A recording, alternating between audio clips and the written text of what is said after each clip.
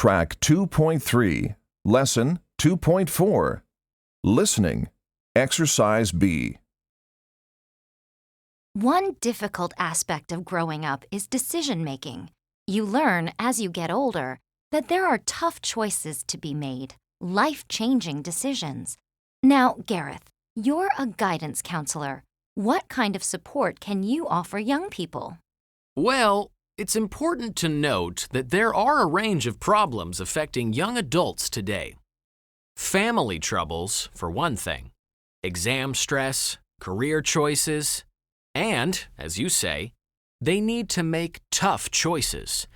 And that can be hard. To give you an example, a lot of young people who come to see me have just left school, and they don't know how to go on from there. They ask me things like, should I go to college? Or should I get a job? Or they tell me that they're worried about living on their own for the first time in their lives. So, how do you help the young people who come to you? The first thing we do in a counseling session is a classic technique. Write it down, is what I tell them. I get them to write a list of advantages and disadvantages.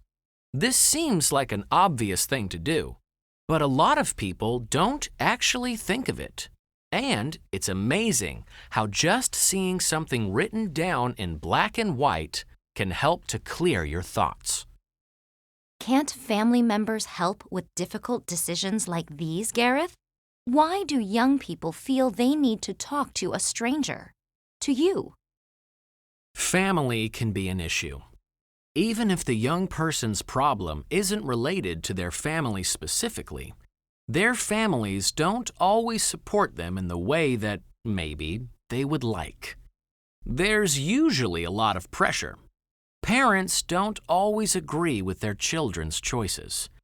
I regularly talk to people who know what they want to do, but their parents don't agree. And then you have issues of family loyalty, not wanting to disappoint your parents, and so on. It's difficult to put a plan into action if you don't have support from your family. So, what do you tell them, Gareth?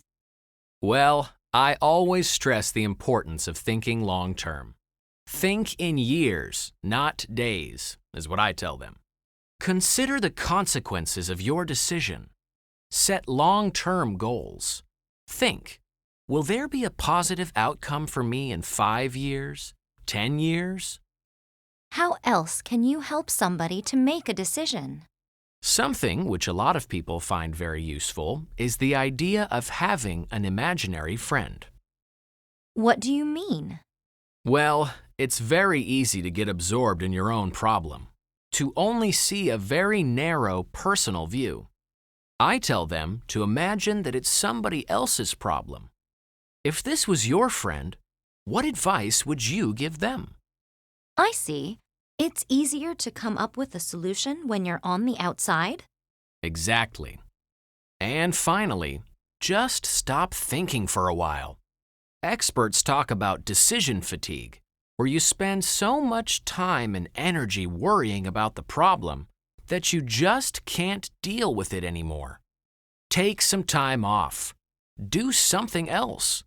Get away for a few hours or days.